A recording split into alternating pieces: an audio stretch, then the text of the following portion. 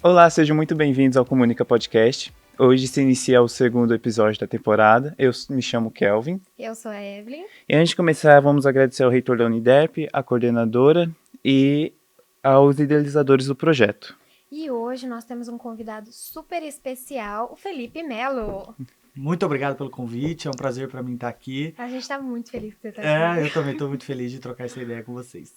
Então, vamos lá, gente, começando o nosso episódio. Felipe, fala um pouquinho da sua trajetória na área da publicidade. Tipo, o que te trouxe a isso, ainda mais da parte de designer, né? Cara, Evelyn, eu comecei lá em 2007, acredito eu, numa área que não existe mais, que é uma fotografia de balada, que a gente brincava, né? Antigamente existiam sites de balada, que você ia pra balada e tal, e tinha os fotógrafos que eles tiravam a foto e no outro dia postavam no site. Então você foi numa festinha e tal, no outro dia você acordava, entrava no site, pegava sua foto, postava no seu Orkut. Então eu comecei com essa fotografia, né, lá em 2007. A partir disso eu fui caçando estágio onde tinha e tal, e consegui um estágio numa agência aqui em Campo Grande que chamava Renove Ideias, ela existe ainda. Trabalhei durante muito tempo lá como estagiário. Depois rodei algumas outras agências menores, algumas outras agências do mesmo porte, e voltei para lá em 2012. A partir daí eu descobri minha grande paixão mesmo, que é a criação, não é só a direção de arte, né? Eu brinco que eu sou um diretor de arte, mas eu também faço texto, eu sou mais voltado para a área de criação e tal, né? Eu sou diretor de arte raiz, vamos dizer assim, né? Vamos dizer assim, mas eu ainda gosto mais da parte de criação do que da direção de arte, apesar de fazer direção de arte no meu dia a dia. Então, lá em 2012 que eu realmente, depois de 3 anos de formado, que eu olhei e falei, puxa, verdade, é isso que eu quero para minha vida, então é isso que eu vou me especializar, e aí fui atrás de pós-graduações, cursos e etc. E foi mais ou menos essa a minha trajetória até chegar aqui, assim. E o que você considera essencial para uma boa direção de arte numa campanha publicitária? Eu acho que é um conjunto de várias coisas, assim, né? Hoje em dia a direção de arte, ela envolve cores, família tipográfica, imagens. Hoje em dia a gente tem alguns recursos que antigamente não tinha, como a inteligência artificial, alguns bancos de imagem pagos, ainda que pagos, mas que nos facilitam bastante coisa. Mas não adianta nada você ter esse mundo de recursos ao seu favor e se você não tem um bom gosto, não sabe combinar uma fonte com cores, não sabe combinar formas, não sabe combinar todo esse conjunto de fatores. Então eu acho que hoje a direção de arte se resume a essa junção de fatores que levam a você olhar e falar, puxa vida, esse layout tá bacana, esse layout não tá bacana. Desde a combinação de laranja com azul, que a gente trabalha bastante lá, a combinação de um roxo com verde, com uma família tipográfica que é interessante. E mais do que isso, também conhecer o público, né? Conhecer o seu público. A direção de arte, ela passa muito por isso, pela percepção que você quer passar. Então, se você quer passar, puxa, eu quero comunicar algo que é um pouco mais requintado, quero comunicar algo que é um pouco menos requintado, como é que eu vou falar isso? Como é que eu vou escolher a família tipográfica disso? Então, passa muito por essa junção de fatores, assim, mas principalmente pelo que você quer comunicar e para quem você quer comunicar. Então, a gente não, eu costumo brincar que eu não julgo se a direção de arte é boa ou ruim, se ela funcionou ou não. Então, tem muita coisa que às vezes você olha e fala, puxa, isso aqui não tá tão bonito, mas deu resultado? Claro, poderia ter sido melhor, sim, mas se ela deu um resultado, ela cumpriu o seu papel. Então, se você se fez entender, se a direção de arte se fez entender, cumpriu o seu papel de comunicar, de convencer o cliente, beleza, tá tudo bem. Entendi. E assim, como é o contato com o cliente? Geralmente você fica mais responsável por causa da direção de arte, da criação de arte. E tipo assim, por exemplo, seu cliente foi lá e pediu, eu preciso de tal coisa assim, tal coisa, tipo, eu preciso de tal arte para tal campanha. Como você se vê criando isso, tipo, porque cada cliente tem um perfil, né? Porque Sim. tem toda a identidade visual da marca, como ela trabalha e etc. Tipo, para você, como que é esse processo de criação para cada marca de empresa? É muito legal isso, porque a gente tem uma gavetinha dentro do cérebro da gente, que é as gavetas de referência. Então, todo dia a gente vê muita coisa, a gente absorve muita coisa. Seja ela estática, vídeo, música e etc. E isso tudo vai criando uma biblioteca de referência, né? Então, quando a gente se depara com algo que precisa ser criado, mecanicamente você recorre a essa gavetinha de referências, você recorre a algo que você já viu. Quando as pessoas falam, puxa, nada se cria, tudo se copia. É mais ou menos isso, assim, grosseiramente falando, é mais ou menos isso. Porque você já viu algo parecido com aquilo e você junta com outra coisa que você também já viu. Então, o processo criativo, principalmente da direção de arte, passa muito pelo que você viu. Passa muito pelo que você viu e achou bonito, passa muito pelo que você viu e chamou sua atenção. Então, o processo criativo passa por essas etapas e vai de acordo com o que o cliente quer comunicar. Como você diz, cada cliente tem uma forma de comunicar, Isso. cada cliente tem uma identidade visual, tem um manual de marca, tem o Tem. brand book. Então, a gente sempre se adequa, né? Poxa, beleza, isso aqui é legal, mas como que eu vou levar isso aqui para o cliente? Como que eu vou adaptar ele para o que eu quero falar? Como que eu vou adaptar ele para o que o cliente quer comunicar? Então, o processo criativo tem essas etapinhas ali que a gente vai. No dia a dia, isso vai se tornando mais mecânico, vai se tornando mais natural, não é nem mecânico, é natural. Mas eu acho que o principal é você ter essa gavetinha de referência sempre abastecida, para na hora que o bicho pega ali, você conseguir abrir ela e falar, puxa vida, eu vou puxar daqui, eu vou juntar isso com isso, e eu vou fazer dessa forma para que o resultado seja o melhor. Claro que nem sempre a gente acerta, mas... Sempre tem uma coisinha ou outra que sim, vai dar errado, mas sim. tá tudo certo, a gente pega as rédeas e vai pra frente. Exatamente, isso mesmo. E também eu vi que você fez a propaganda do Comper, né? E assim, como que você falou, nossa, eu vou fazer sobre isso? Tipo, você puxou essa ideia, entendeu?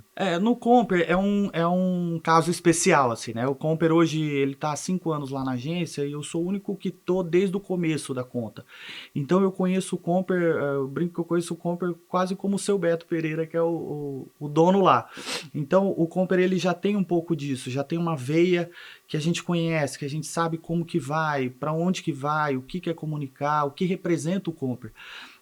Então o Comper é um caso especial, assim, justamente por causa disso, né? Quando a gente faz algo para o Comper, a gente tem alguns atributos que tem que ser falados, que é no nosso dia a dia, variedade, qualidade, economia, ou coisas que todo mundo já conhece do supermercado. Mas a gente também tem aquela coisa de, puxa vida, o Comper tá próximo da gente, né? O Comper faz parte principalmente da família campograndense. Vocês são jovens, não existe, eu tenho 36 anos, eu não lembro de Campo Grande sem o Comper. Então, puxa vida, criar para o Comper, nesse caso, como você perguntou, soa mais natural justamente pela familiaridade que a gente tem. Então, quando a gente cria algo para o Comper, num processo criativo, como você falou, a gente tenta buscar algo que está dentro da gente mesmo, assim, que está no nosso dia a dia. Puxa vida, como é que eu posso emocionar esses caras? Como é que eu posso emocionar o público que está lá? Como é que eu posso falar pro público que lá no Comper é um lugar que você tem acolhimento, mas que você também vai pagar barato e que você vai ter qualidade, principalmente. Então, é muito do nosso dia a dia, do nosso trabalho, muito do que a gente já vem fazendo há algum tempo, e muito da nossa vivência, sabe? A vivência é importante, não só para a direção de arte, mas para a criação também, né? Tudo vira referência. Então, a vivência, ela também nos ajuda nesse processo, e o Comper é um caso extremo desse, que a vivência ajuda bastante a gente a ter esse feeling na hora de criar, essa coisa que a gente consegue ser um pouco mais assertivo ali em cada trabalho. Uhum. E assim, você como diretor, né? Como que você fala, essa pessoa está apta para entrar na minha equipe, entendeu? A avaliação da pessoa. Cara, isso é uma pergunta muito interessante, porque mudaram um pouco as nossas, principalmente onde eu trabalho, na Bebop, e acho que é um valor meu também, assim, que eu aprendi. A gente hoje vê talentos muito como soft skills também. Pessoas que estão aptas a receber feedback, pessoas que estão aptas a crescer junto com a gente, pessoas que você olha e fala, puxa vida, essa pessoa ela vai agregar. Por quê? Porque o talento, puxa, é muito legal. A gente olhar e falar, caramba, essa pessoa tem um talento interessante, assim, bacana, o portfólio dela é muito bom, legal, mas não adianta nada ela vir começar a trabalhar com você e ela não ser uma boa pessoa. Porque o talento a gente molda. Tem pessoas lá que entraram junto comigo, que trabalham há 4, 5 anos, que eram júnior, hoje estão sêniores, estão plenos, porque a gente molda esse tipo de pessoa. A gente ensina, a gente ajuda a ensinar. E ferramenta, a gente, poxa, tem um monte de curso hoje em dia que a gente consegue aprender na internet, aprender através de livros, a gente consegue aprender. Mas essas soft skills que a gente chama, é muito difícil você aprender, né? Que é aquela coisa, puxa, vamos fazer um trabalho cooperativo, vamos trabalhar em grupo, vamos trocar ideia, vou aceitar o feedback da melhor forma possível, não vou levar para o pessoal. Então, esse processo de contratação, vamos dizer assim, tá virando o jogo um pouco, assim, e o que eu acho ótimo, porque hoje... como eu te disse, é muito fácil olhar um portfólio e falar, puxa, isso aqui tá maravilhoso, vou chamar esse cara para trabalhar comigo.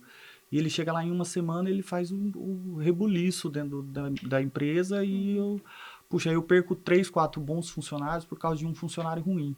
Então, hoje em dia a gente faz essa avaliação. Claro, a primeira avaliação que a gente faz é o portfólio, até porque eu não conheço, por exemplo, se você me mandar um portfólio lá, eu vou te avaliar primeiro pelo portfólio, mas eu vou te chamar para um papo. Então, é mais nesse papo, assim, que é a contratação, vamos dizer assim, que é o crivo final. Então, é muito bacana isso e é um movimento de mercado que eu sinto também conversando com outros colegas de profissão e tal. É muito engraçado que a gente tem eu tenho amigos que são diretores de criação em outras agências, chegam com um currículo, um portfólio de alguém que trabalhou na Bebop, onde eu trabalho, as pessoas me ligam, Fê, e aí, o que você acha dessa pessoa? Do mesmo jeito que eu faço também. Então, hoje em dia, o mercado de trabalho está muito aquecido nesse sentido, e o modelo de contratação tem mudado um pouco. O primeiro crivo ainda é o portfólio, claro, é o trabalho da pessoa, a capacidade dela resolver problemas. E o segundo crivo, que eu acho que tem ganhado mais peso cada vez mais, é a questão das soft skills. Poxa, como essa pessoa reage num momento de pressão, como essa pessoa reage a um feedback negativo, como essa pessoa reage a um trabalho em grupo. Então, tem tudo isso, a gente faz esse balanço aí e vê o que dá nessa mistura. Sim, né? Ainda mais você pontuou a parte de como essa pessoa reage em tais situações, ainda mais o fato da área em si, da publicidade, né? Que pega um pouquinho. Sim, sim. Fala um pouquinho pra gente sobre a sua vivência na parte da publicidade em si, essa loucura que é muitas das vezes mexer em evento, ou mexer em peças, em campanhas. Conta pra gente como que é um pouquinho dessa loucura. Quando eu comecei, eu não tinha cabelo branco. Eu tenho 36 anos, tô cheio de cabelo e barba branca. Então, eu brinco, eu tenho diabetes, né? Desde os 12 anos. E eu brinco lá, falo, meu diabetes hoje tá descontrolado, hein? Puxa vida, vamos ver como é que dá isso aí. A propaganda é cruel, assim, a gente vive o pra ontem, vive o urgente, vive umas coisas de, puxa, isso aqui tá reprovado, refaz e tal. Então, você tem duas opções. Se você quer trabalhar com isso, você tem que aprender a lidar com isso. E o aprender a lidar, às vezes, é doloroso mesmo. Aprender a lidar com uma rejeição, entre aspas, com a pressão, puxa vida, às vezes ele te machuca mesmo, e machuca o seu íntimo, né, o seu ego, o seu pessoal, não o profissional. Então, o aprender a lidar faz parte desse processo. Eu já fui muito de... puxa vida, saio xingando todo mundo, não sei o que e tal, esses caras tão malucos e tal, mas eu sempre sentava e fazia. Aí eu criei um mantra lá na agência até que pode reclamar, mas reclama fazendo. Porque não tem outra forma. Você pode reclamar porque você vai sair, você vai desabafar, você vai tirar de você e tudo mais. Mas, poxa, a gente tem que resolver o problema. E isso faz parte da construção do profissional. Aprender a resolver problemas. E a publicidade nada mais é do que resolver problemas. A gente tem que resolver. E a pressão faz parte do dia a dia, né? Sim. Mas às vezes ela é bastante cruel, assim. Muito cruel. Aproveitando esse outro gancho, você que é diretor de arte, tem os seus trabalhos e tudo mais que você cria, como é lidar com quando o cliente fala assim, não gostei disso, muda, não gostei daquilo, muda, não sei o que, não sei o que, não sei o que. E, tipo, na sua cabeça estava lindo, mas não era o que o cliente queria. Como você lidava com isso? Como você se sentia? Na verdade, assim, quando eu era mais jovem, eu meio que tentava debater, sabe? Mas tem tem argumentos que às vezes não compensa você debater, às vezes você compensa mostrar que aquele caminho que o cliente está querendo pode ser pior para ele, ou pode ser melhor. Já aconteceu diversas vezes do cliente falar para mim, Fê, isso aqui não ficou legal e tal, faz desse jeito. Eu faço, falo, poxa, ó, legal, faz também. Faz sentido isso. Porque muitas das vezes, do outro lado, tem gente muito competente também. Então, as pessoas também estão falando aquilo por um porquê. Elas não estão falando isso porque não foi com a minha cara ou porque não gostam de mim. Elas estão falando aquilo porque nós dois queremos o melhor. Nós dois queremos um bom resultado. Sim. Então, a partir do momento que eu comecei a me ligar nisso, de tipo, tá bom, quer que altere? A gente vai alterar, não tem problema nenhum. Eu falo que, puxa, eu faço o que eu gosto, beleza, puxa, isso aqui eu achei lindo, tá. Aí eu guardo na minha pasta. Aí o cliente pediu alteração, eu vou alterando conforme a gente precisa. Mas o que vai para o meu portfólio, o que eu mostro para as pessoas, é o que eu gostei de fazer. E se o que o cliente falou para mim e fez sentido para mim, não tem problema nenhum também. Mas é mais uma vez essa coisa da rejeição, sabe? Não pode levar muito pro pessoal, assim, vamos lá, vamos tentar refazer, vamos ver como é que dá e tal. Então, é muito jogo de cintura também, então não tem problema. E uma coisa que, quando a gente estava falando sobre o Comper e tudo mais, eu vi que você foi um dos responsáveis pela campanha de Natal que está concorrendo ao Prêmio Morena. E a gente deu uma olhadinha que você tem muito histórico com o Prêmio Morena. Então, Sim. conta um pouquinho pra gente como foi as indicações, as premiações, como você se sentiu e o que isso agregou na sua carreira de fato. Legal. Eu tenho um amigo que ele é diretor de criação de uma outra agência aqui de Campo Grande, que eu trabalhei com ele na Renove lá, quando eu era jovem, e aí ele sempre me instigou a fazer prêmios, não por ganhar prêmios, porque ele falava assim, Felipe, para um filme ganhar prêmio, é porque ele é muito bom. Então você tem que olhar nessa ótica, poxa, eu vou fazer um filme muito bom para um dia ganhar um prêmio, para chegar lá e ganhar prêmio, né? Então, eu já fui criado meio que nessa leva, assim, né? A minha história com prêmios, em 2012 eu trabalhava na Renove, eu participei do Prêmio Morena, a agência ganhou, eu não participei da criação, né? Mas eu estava lá. E aí depois eu fui para uma outra agência, que era bem menor, que era uma agência de Três Lagoas, e lá que acho que foi minha explosão ali, porque eu era meio que era eu e uma redatora, a Paty. A gente ganhou um prêmio do Correio do Estado, do jornal Correio do Estado, e ganhamos de novo o Prêmio Morena. E quando eu vou para a Bebop, eu encontro um diretor de criação lá que ele é muito, muito, muito bom. Ele veio de São Paulo e tal, e ele me ensinou muita coisa. E a partir dali a gente começou a rabiscar bastante coisa, né? Então, desde 2016 ou 2017, se eu não me engano, a gente ganha ou tá sempre ali junto com os colegas concorrendo ao Prêmio Morena. Uma coisa que foi muito legal, ano passado a gente ganhou pela primeira vez o Prêmio Profissionais do Ano, que é um prêmio da Globo Nacional, que a gente concorria com Mato Grosso, Goiás, Minas e Tocantins. É um prêmio que, puxa, envolve mercados que têm muito mais poder aquisitivo que a gente, investem muito mais em produção, investem mais em propaganda, e a gente mesmo pequenininho estava lá. Então, foi uma coisa que foi muito, muito legal. O PPA, né, que a gente chama, que é o Prêmio Profissionais do Ano. Foi a primeira vez que a gente ganhou, a gente já havia sido indicado. E estamos aí, fazem 2 anos que a gente ganha com o Comper. Vamos ver se esse ano a gente ganha novamente. A gente tem boas coisas, mas o prêmio é consequência, assim, ele nunca pode ser tratado como principal causa, assim. Ele mudou a minha carreira de uma forma bacana, assim, de uma forma legal. As pessoas me olham, sabem que eu ganhei e tudo mais, mas eu nunca alguém me contratou porque eu ganhei o prêmio. Não, alguém me contratou pelo conjunto da obra, acho, sabe? Então, o prêmio, quando ele é tratado como uma consequência de um bom trabalho, ele é saudável, ele é interessante. Agora, quando ele é tratado com obsessão, com uma coisa de, puxa vida, a gente tem que ir, não vai sair, sabe? Então, essa minha relação com premiação é mais ou menos essa. Puxa, eu vou fazer um bom trabalho, se der, deu, se não der, deu. O importante é minha consciência tranquila que eu fiz um bom trabalho. Ótimo. E assim, quem quer participar, né, iniciando agora, você daria algum conselho? Ou fala assim, essa habilidade é essencial para você começar? Para ganhar prêmio ou para entrar no mercado de trabalho? Eu acho interessante saber dos dois, né? Dos dois, legal. Uhum. Bom, o mercado de trabalho, cara, vocês estão entrando, as pessoas que vão entrar agora no mercado de trabalho, estão entrando num mercado muito aquecido, assim, depois da pandemia, acho que as pessoas se ligaram de quanto precisa de publicidade, de agências, de propaganda e tal. Então, as pessoas estão investindo um pouco mais em propaganda e, além disso, tem muita área boa, muita área que se abriu depois disso, né? Então, o conselho que eu dou é escolha uma área e foque. Uhum. Foque naquilo que você acha legal e tal. Experimente algumas outras áreas, beleza? Mas foque naquilo que você acha interessante, assim. E assim, puxa, faça contatos, troque ideia. É muito bacana o network também em relação a isso.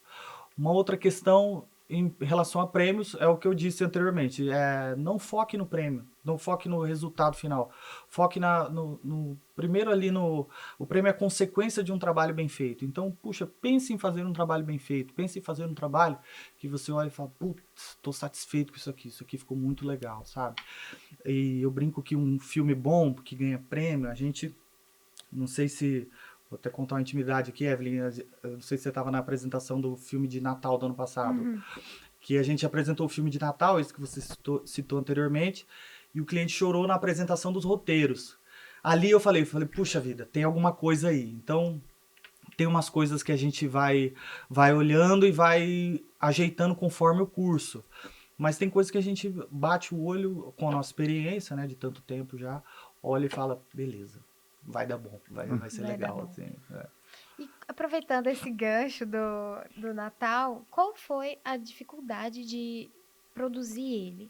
Como foi o processo de roteiro até as gravações? Os roteiros lá, a gente trabalha com bastante, assim, eu acredito muito num poder da quantidade. Uhum. Porque eu acredito que a partir da quantidade a gente tira a qualidade. Então, todo o roteiro que a gente faz lá, a gente escreve 20, 30, 40 roteiros para sair 3, e a partir desses 3 a gente se molda conforme for, né? Então, esse roteiro, na verdade, ele era... O de Natal é com uma criancinha que tem síndrome de Down, mas de começo, quando a gente apresentou, era uma criança neurodivergente, que era um assunto que estava na época, ainda está, né? É um assunto muito delicado. E a gente acredita muito que a propaganda pode ter um cunho social também, né? Puxa, por que não a gente alertar as pessoas de que as crianças neurodivergentes também têm sonhos, que as crianças neurodivergentes também podem ser felizes, que no compra eles são acolhidos e tal. Então a propaganda também tem um pouco desse cunho social que a gente consegue fazer. E aí, nesses roteiros, a gente logo depois alteramos para criança com síndrome de Down, né? Acho que a maior dificuldade na produção foi fazer neve de longe. Eu vi. Porque, puxa, como que a gente vai fazer? Tem que ter muito isopor, a gente vai Tem fazer que de nevar isopor. dentro do mercado. Tem que nevar dentro do mercado. O cliente até hoje fala para mim, puxa, de vez em quando eu vou lá, tem neve até hoje lá. Tem neve até hoje sim, lá. as pessoas estão limpando as gôndolas, acham neve lá. E foi uma coisa muito legal que a gente achou que teríamos dificuldade com a criancinha, eu esqueci o nome do menininho. A gente achou que teria dificuldade com ele, mas ele deu um show, assim, que é muito legal. Que às vezes a gente subestima crianças e pessoas que têm essas neurodivergências, que têm alguma dificuldade motora, né? E pelo contrário, ele deu um show com a gente, assim, que ele foi fenomenal e foi parte fundamental do filme ter ficado tão bonitinho, tão legal, tão emocionante. Sim, ficou muito bonito. Legal, que bom que Ficou gostaram. muito legal, ficou muito criativo. E a parte de nevar dentro do mercado foi o ápice. Foi legal, lindo, né? lindo, Foi lindo. legal. A gente usou muito isopor, se eu não me engano. Foi muito isopor, tenho certeza disso. Depois eu posso até ver quanto que foi de isopor, mas foi bastante. Sobre a parte do designer e tudo mais, qual foi a maior dificuldade para você na área?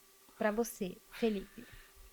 Cara, eu acho que foi ao longo dos anos as mudanças de tendências. Eu acho que um bom diretor de arte, um bom designer, ele tem que estar sempre ligado nas mudanças de tendências. Não só esteticamente falando, mas de programas também, de softwares, porque quando eu comecei a gente mexia num programa, de repente esse programa foi descontinuado e a gente começou a mexer com outro e tal. Então, se você não está ligado ali nessa coisa, nessas mudanças, nesse caminhar da profissão, você acaba ficando para trás. Então, acho que a questão de você trabalhar junto, olhar o que está acontecendo no mundo, olhar o que está acontecendo ao seu redor também, acho que é uma questão que você tem que ficar sempre atento para que você não se perca no meio do caminho, sabe? Então, acho que essa questão de evoluir sempre é uma questão que lá no passado, assim, me atormentava um pouco, assim. Olha, agora vem uma parte meio polêmica que todo mundo tá falando e você, como designer, vai responder isso pra gente. Fala, A pai. parte da IA. Sim. Eu tava preparadíssima pra te perguntar isso hoje, porque a gente, quando às vezes a gente tá na mesma reunião lá no trabalho, eu vira e mexe, eu escuto alguém zoando você, falando que você ia ser substituído por uma IA. E o que você acha? Você acha que existe realmente uma probabilidade, uma oportunidade de isso chegar a acontecer?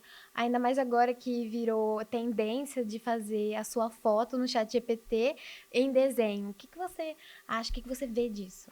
Ainda é um assunto meio obscuro, assim, né? Obscuro que eu digo não no sentido ruim, é um obscuro que a gente não conhece, a gente não sabe quais são as possibilidades que a IA pode nos trazer.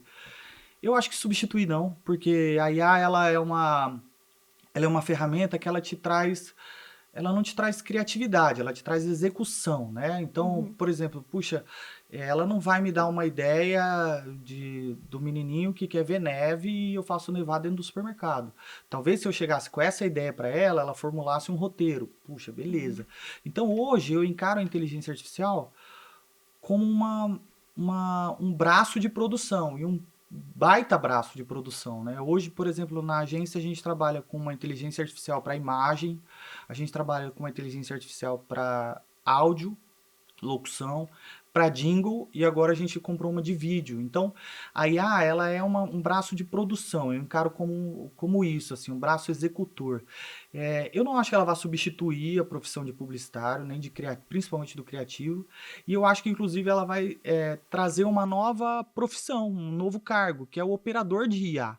Quem sabe fazer os prompts lá, que fica da melhor maneira e tal, esse cara, ele vai ganhar dinheiro, sabe? Esse cara, ele vai se destacar no mercado de trabalho, porque hoje a gente tem inúmeras possibilidades de inteligência artificial.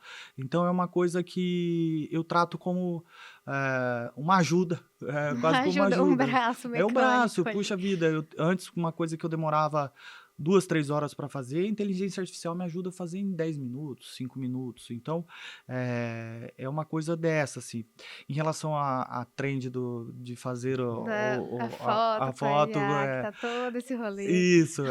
Puxa, eu li bastante coisa nesses últimos dias, falando principalmente de direitos autorais, sabe? Exato. Isso pra mim é um lado obscuro ainda, que eu acho que pode ser que mais pra frente a gente entre num embate jurídico, que isso pode acontecer, sabe? Poxa, o estúdio Ghibli lá, Isso. ele teve muitos anos de trabalho pra chegar até onde Sim, ele tá. E chega uma IA e que é copia o autoral, estilo né? dele. Puxa, então, e nós publicitários acho que temos uma responsabilidade também de saber como utilizar isso.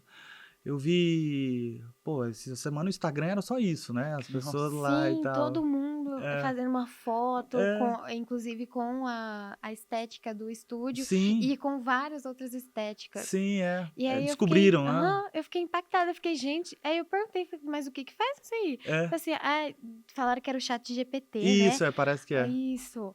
Aí eu fiquei, meu Deus. E É, aí, aí logo em seguida veio aquela polêmica do direito autoral, porque o moço do estúdio, pelo que parece, ele demorava anos pra completar exato. um filme, porque Isso. ele fazia à mão e era totalmente autoral o estilo dele. E É. aí, tanto que teve um publicitário que comentou que todos os publicitários deveriam ser proibidos de usar esse chat GPT pra fazer aquele tipo de foto do estúdio, tipo, com É, a estética do estúdio, porque tem esse assunto exato. da identidade. Por isso que eu falo que o publicitário tem que ter um pouco de responsabilidade também, de olhar aquilo e falar, pô, peraí, eu tô copiando o trabalho de alguém que demorou tanto tempo pra isso, sabe? E eu acho que a gente tem que achar formas de que aquilo fique interessante. Eu vi nessa trend do Estúdio Ghibli, pra mim o que mais foi legal foi do governo de Alagoas, se eu não me engano, governo Pernambuco, alguma coisa dessa, que fez a trend com os filmes do estúdio. Poxa, ó, no filme tal aparece uma praia, igual temos aqui em Maragogi. No filme tal aparece não sei o quê, Caramba! igual temos aqui. Então, poxa, o cara, para mim a criatividade é isso, sabe? É trazer uma solução de um problema que ninguém estava muito ali. Então, essa questão do estúdio foi um bom marco, que eu acho que as pessoas vão começar a olhar com um olhar um pouco mais crítico para essa questão do direito autoral, né? As pessoas que eu digo, os profissionais que trabalham, né? Minha mãe, por exemplo, não tá nem aí, o seu estúdio Ghibli, isso não é, Mas é mais ela o quis pessoal da postar a área, foto em si. dela, exatamente. Exato. E tem gente que realmente não para pra pensar nisso, porque não é Exato, do convívio dela, do dia a dia dela, né? isso. Aí fica mais pro pessoal que é da área, que entende sobre, e que muitas das vezes eles se sentem afetados, porque eles imaginam como se fosse com eles, sabe? Sim, Tipo, como exato. se, por exemplo, se você tivesse uma arte autoral sua e a IA, Exatamente. e, tipo, você demorasse muito pra fazer, e a IA fosse lá e fizesse em menos de 3 minutos. Exato, tá vendo como a IA é um braço executor? Tipo Sim. assim, ela não criou o estúdio Ghibli, ela não criou todo o conceito do estúdio, mas ela executou o jeito que ela faz, o jeito que eles fazem, né? Uhum. Uhum. E, querendo ou não, esse estilo de arte, né, é uma marca da Claro, empresa. exatamente. E, assim, você como Felipe, você coloca alguma marca nos seus trabalhos? Cara, boa pergunta, assim, eu acho que eu nunca parei pra pensar nisso. Tipo, isso aqui é meu, entendeu? Eu gosto muito de fazer. Puta, tá ficando ultrapassado, assim, mas eu gosto muito de fazer filme pra TV. Gosto muito, assim, filme com humor. Quando me dão um filme pra humor, assim, sai muita coisa que eu fico viajando lá, assim. O último que eu fiz foi o Fantasma da Dívida do Sicredi, assim. A gente tinha que Do seu fazer, portfólio Legal. a gente tinha online. que fazer a dívida de uma forma que aterroriza as pessoas. Eu falei, poxa, vamos fazer um fantasminha legal e tal. Aí fizemos um fantasma, fantasiamos uma pessoa de fantasma, ela saiu pelas praças de Dourados e tal, foi muito legal. Então acho que se eu fosse elencar alguma coisa, acho que são essas campanhas mais bem-humoradas, assim, eu gosto muito desse estilo. Então acho que se alguém fala, e o Felipe, das campanhas que bem-humoradas, acho que pode ser uma coisa legal, assim. Uhum. E assim, durante sua jornada de vida, jornada de trabalho, alguém te falou alguma coisa que ficou marcado com você, uma aprendizagem, alguma coisa que você falou assim, nossa, isso é pra minha vida inteira. Cara, tem algumas frases, assim, algumas coisas boas e ruins. É. Tem esse meu chefe lá, o Ricardo, que é um cara espetacular. Ele me falou uma vez assim: erra rápido. E a propaganda é isso. Você pode errar, mas você tem que errar rápido. Porque, primeiro, e quando ele fala isso, não é só no sentido de escrever, de fazer arte, de nada. É o errar mesmo. Puxa, isso aqui não está mais tão atual quanto estava uma semana atrás. Isso aqui não está mais tão atual quanto estava um mês atrás. Então, vai errar, mas erra rápido. Faz isso aí andar, sabe? Essa coisa que o Genovan, que também foi um diretor de criação meu lá muito tempo atrás, que falou do prêmio, que o prêmio é sempre consequência, o prêmio nunca é o resultado final, né? Então, isso também me marcou muito. Acho que isso, assim, as pessoas... Passou tanta coisa, quase 20 anos na área, acho que são coisas que me marcaram um pouco disso, assim.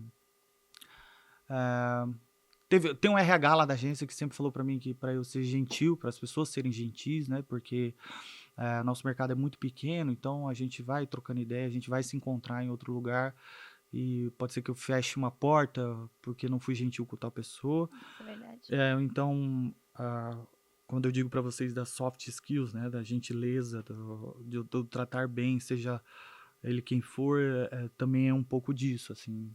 Acho que isso me marcou, assim. São meus mantras, vamos dizer assim. São seus mantras. Anotem, anotaram, né? Anotem. Sobre o portfólio online, a gente viu que você tem variedades de trabalho e eu queria saber um pouquinho sobre eles e, assim, eu acho que todo designer deve ter um trabalho preferido. Sim. E qual que é o seu? E por quê? Inclusive tem que atualizar ele lá, muito bem lembrado. O portfólio online, cara, quando eu comecei era uma coisa... Tô meio nostálgico, né? Quando eu comecei, várias vezes eu falei. Mas quando eu comecei a gente imprimia. as peças e levava para as pessoas. Hoje em dia é muito mais fácil e muito melhor dessa forma, do jeito que tá.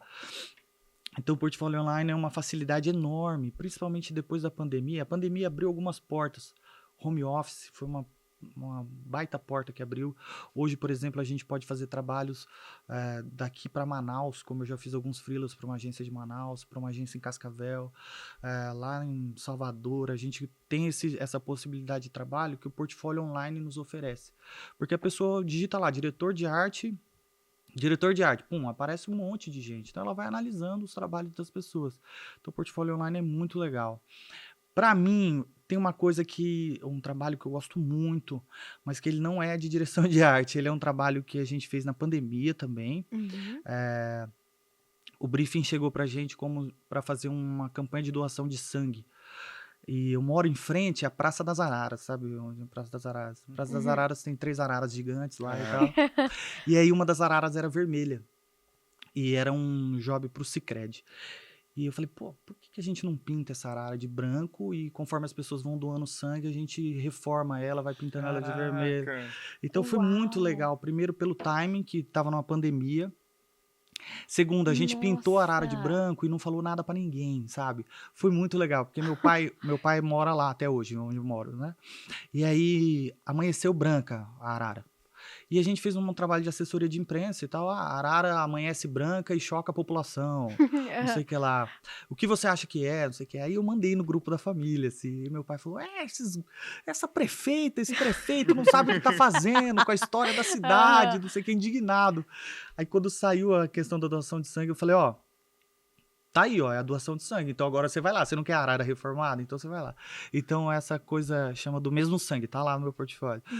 Que foi isso que pra mim teve um porquê. Puxa vida, eu pintei uma arara de branco e a gente foi pintando conforme a cada 1000 bolsas de sangue doado, a gente pintava uma parte da arara de vermelho. Caramba. Então a gente reformou um ponto turístico da cidade, super importante. A gente divulgou uma campanha de doação de sangue no meio de uma pandemia. Foram 4.000 bolsas em 22 dias, se eu não me engano. Foi tipo assim, uma coisa que é Uau. fora do comum. Fora do comum. E a gente levou a marca do cliente para um outro patamar, assim. Então, esse é um dos jobs que eu mais gosto, assim, de fazer. Que eu tenho orgulho de ser feito, porque trouxe algo de volta para a sociedade, sabe? E eu gosto muito de filmes, assim, dos filmes que eu faço. Esse do menininho com a síndrome de Down eu gosto muito. Uhum. Eu gosto muito de um filme que eu fiz, que é um menininho também que ele aprende a falar Libras para falar com a menininha da escola dele. Tem uma campanha que a gente fez para Nobrata, que é com o Almir Sater. A profissão às vezes dá umas oportunidades pra gente. Dá realmente umas oportunidades. Então, eu conheci o Almir Sater, foi muito legal, isso também é um dos meus jobs preferidos. Recentemente conheci a Ana Castela, a gente gravou com a Ana Castela, também foi uma coisa muito legal. Essas coisinhas, um preferido mesmo é da Arara, mas a gente tem vários ali. Essas coisinhas, só Ana Castela. Só Ana Só Ana Castela, você só Castela. conheceu a Ana Castela. Nossa. Você pretende trabalhar mais vezes com audiovisual, porque é uma parte assim que você gosta? Muito, muito, eu gosto muito. É uma coisa. Eu adoro estar em set de filmagem, adoro estar trabalhando em roteiro, pré-produção e tudo mais, mas eu gosto de criar para isso, né? Então, a pré-produção, a produção é uma consequência da criação ali, né? Então, eu gosto de criar para o audiovisual, é uma coisa que me encanta bastante, assim. Uhum. Para quem está começando na área da publicidade, que é designer e tudo mais, qual é o conselho que você gostaria de ter escutado quando você estava entrando? Legal. Conselho, deixa eu pensar. Eu acho que é se atualizar todo dia, olhar referências todo dia, nunca é suficiente. Nunca é. Você parar para olhar e falar, puxa vida, chega, não vou mais olhar, você tá errado. Você tem que olhar referências todo dia. E quando eu digo referências, não é só propaganda, tá? Eu falo de música, eu falo de quadros, eu falo de gibi, de tudo, assim. Tudo é referência, tudo, tudo, tudo. Acho que é isso, assim, se atualizar. Tá sempre se Sim. atualizando para fazer dar certo, assim. E paciência. Muitas vezes a gente acha que puxa vida, não deu certo ainda, uma hora vai dar. Se você trabalha certinho, uma hora vai dar certo. E paciência que vai dar certo. E assim, já caminhando na história da publicidade, por que você escolheu a publicidade? Cara, isso foi eu agradeço até hoje. Foi uma professora de redação no 3º ano. Na verdade, eu queria ser jornalista esportivo. Uau. Eu queria falar sobre futebol na TV, tipo Neto, assim. Queria ser tipo Neto. Não chato como ele, mas eu queria ser tipo Neto. E aí, uma professora minha de redação chegou um dia e falou pra mim bem assim: pô, Felipe, você é muito criativo, cara. Porque eu era daqueles caras que, puxa, rebelião na escola. Ai, vamos lá. Tem que fazer alguma coisa, uma dança. Puxa, vamos lá e tal. Então, eu era muito envolvido com essas coisas, assim. Não com rebeliões, mas com... E aí... E aí a gente... Uma professora de redação falou pra mim: pô, o que você quer fazer? Eu falei: quero ser jornalista esportivo e tal. E eu lembro que eu morava em Cuiabá na época. Ela falou: pô, jornalista esportivo em Cuiabá, Felipe? Não vai rolar, Não vai velho. rolar. Cinema no Brasil. Tipo isso, né? Agora tá bombando, né? E ela falou: pô, tenta publicidade, vai atrás de publicidade. E eu fui atrás de publicidade e curti, assim. Falei: pô, legal, pode ser uma coisa boa. E aí caminhei nessa aí. O sonho do meu pai era que eu fosse engenheiro. E eu tenho um irmão, né? O Gabriel. Ele falou: pô, o Gabriel vai ser engenheiro. Não, o Gabriel é publicitário também, trabalha Os comigo. dois. Os dois, Os dois. Bom, gente, a gente vai encerrando o nosso episódio de hoje por aqui. Felipe, muito obrigada por ter aceitado o nosso convite. Você foi muito essencial pra gente hoje. Ainda mais o pessoal daqui, da Uniderp, de publicidade. Eu conheço vários designers que querem seguir esse rumo. Legal. Então, muito obrigada. E assim, acompanhe a gente nas redes sociais, no YouTube, no podcast, no... Nosso podcast, eu ia falar Spotify, né? Spotify que... Parece, né? Podcast, Spotify, parece um pouco. Sim, e assim, a gente agradece sua acolhida aqui. Legal, gente. Eu que agradeço o convite. É muito legal vir bater um papo com vocês. Sempre que precisarem, tô às ordens, viu? Uniderp também, muito obrigado pelo convite, por estar aqui nessa universidade que forma tantos talentos que a gente encontra pelo mercado de trabalho. Então, contem comigo se precisarem mais vezes. Fechado? Fechado. Obrigado.